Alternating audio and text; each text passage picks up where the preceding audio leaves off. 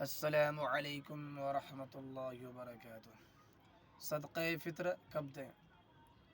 کیا صدقہ فطر رمضان المبارک میں دیا جا سکتا ہے؟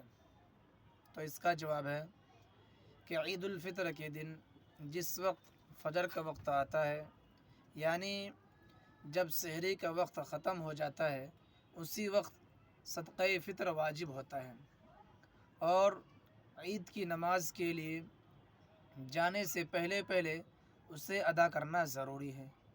اگر عید الفطر کی نماز سے پہلے ادا نہ کیا گیا تو بعد میں بھی ادا کرنا ہوگا، لیکن بعد میں ادا کرنے سے اس صدقے کی فضیلت ختم ہو جائے گی۔ نیز عید الفطر کی نماز کے بعد تک تاخیر کرنا مکروہ ہے۔ غریب کی ضرورت